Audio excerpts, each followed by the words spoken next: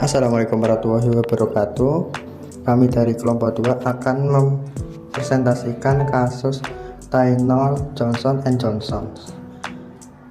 Nama saya Muhammad Hidayat. Saya akan mempresentasikan gambaran besar dari kasus ini. Kasus ini adalah peristiwa keracunan pada tahun 1982 di Amerika Serikat yang menyebabkan 7 orang meninggal setelah mengonsumsi kapsul Tylenol yang dicampur oleh cyanida. Saat itu Tylenol merupakan obat pereda nyeri yang sangat populer, tetapi kemasannya belum memiliki sistem pengamanan sehingga mudah dimanipulasi. Kasus ini menjadi terkenal karena memicu kepanikan sosial dan contoh penting penanganan krisis perusahaan. Peristiwa tersebut mendorong pengetatan standar keamanan kemasan produk farmasi. Saya Safira Karima Temara. Pada slide ini saya akan menjelaskan kronologi dari kasus Tylenol. Nah, kasus ini bermula pada tanggal 29 September 1982 ketika 7 orang di wilayah Chicago, Amerika Serikat meninggal dunia setelah mengonsumsi Tylenol. Kejadian ini menimbulkan kepanikan karena saat itu Tylenol merupakan obat pereda nyeri yang sangat populer. Setelah dilakukannya penyelidikan, ditemukan bahwa kapsul Tylenol telah dicampur dengan racun cyanida oleh pelaku yang tidak diketahui identitasnya. Mengetahui kejadian tersebut, Johnson & Johnson segera bekerjasama dengan FBI dan FDI untuk menyelidiki kasus atau investigasi lebih lanjut untuk mencari pelaku, serta memberikan informasi yang jelas kepada masyarakat. Yang terakhir yaitu penarikan produk. Seluruh produk Tylenol ditarik dari pasaran di Amerika Serikat untuk melindungi konsumen. Selanjutnya, saya akan menjelaskan pihak-pihak yang terlibat dalam kasus Tylenol ini. Yang pertama ada konsumen, yaitu merupakan pihak yang menjadi korban setelah mengonsumsi Tylenol Extra yang telah terkontaminasi cyanida, yang menyebabkan 7 orang meninggal dunia dan menimbulkan kepanikan di masyarakat. Yang kedua, yaitu ada Johnson & Johnson. Perusahaan induk Johnson & Johnson bertanggung jawab menangani krisis dengan menghentikan produksi, menarik seluruh produk Tylenol dari pasaran, serta memberikan informasi secara terbuka kepada masyarakat. Yang ketiga, McNeil Consumer Product. McNeil Consumer Product merupakan anak perusahaan dari Johnson & Johnson yang memproduksi dan memasarkan Tylenol. Perusahaan ini turut berperan dalam proses penarikan produk dan pemulihan kepercayaan konsumen. Yang keempat, yaitu ada pelaku.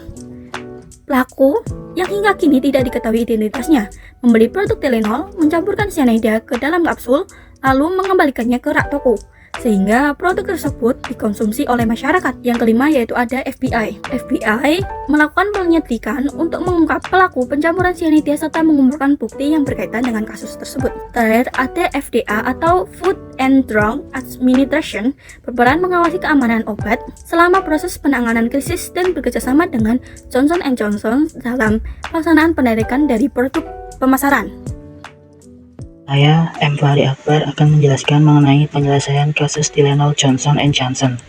Meskipun pelaku pencampuran cyanida tidak pernah ditemukan, Johnson & Johnson berhasil menyelesaikan krisis yang dihadapi. Perusahaan terbukti tidak terlibat dalam tindakan kriminal tersebut dan berhasil memulihkan kepercayaan masyarakat. Selain itu, kasus ini mendorong diterapkannya kemasan obat dengan segel pengaman atau tamper-evident packaging, yang kemudian menjadi standar keamanan baru di industri farmasi. Saya Hiliana Agrista. Pada slide ini saya akan membahas mengenai prinsip etika bisnis yang dilanggar dalam kasus Tylenol Johnson & Johnson pada tahun 1982. Berdasarkan analisis, kasus ini dapat dikatakan melanggar prinsip etika bisnis, khususnya prinsip kejujuran dan prinsip integritas moral. Yang pertama adalah prinsip kejujuran. Produk Tylenol yang beredar telah dicampuri kalium cyanida tanpa sepengetahuan konsumen.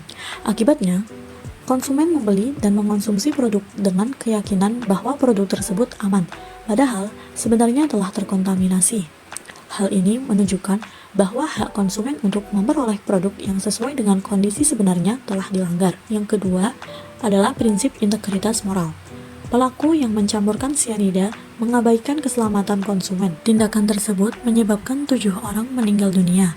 Hal ini bertentangan dengan nilai moral dan etika bisnis karena membahayakan kehidupan masyarakat. Selanjutnya, analisis dari pelanggaran prinsip etika bisnis tersebut. Pelanggaran terhadap prinsip kejujuran dan integritas moral dalam kasus Tylenol memberikan dampak yang besar, baik bagi konsumen maupun perusahaan.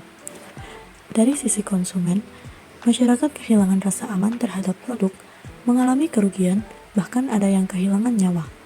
Selain itu, menurunnya kepercayaan konsumen terhadap produk.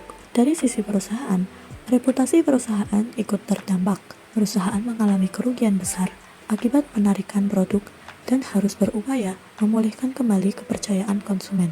Kasus ini juga memberikan pembelajaran penting dalam etika bisnis, yaitu keselamatan konsumen harus menjadi prioritas utama. Transparansi sangat penting dalam menghadapi krisis, dan penerapan etika bisnis menjadi dasar untuk menjaga kepercayaan publik.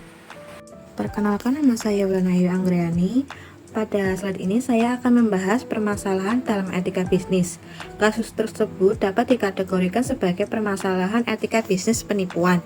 Pada kasus Tylenol 1982 itu ada 3. Yang pertama, produk Tylenol telah dimanipulasi dengan racun sianida tanpa diketahui oleh konsumen. 2. Konsumen membeli dan mengonsumsi produk karena percaya produk tersebut aman. Ketiga, kurangnya perlindungan kemasan saat itu membuat konsumen tidak dapat mengetahui bahwa produk telah dirusak. Mengapa termasuk deception? Konsumen tidak mengetahui bahwa isi produk telah dimanipulasi. Konsumen membeli produk berdasarkan kepercayaan bahwa produk aman.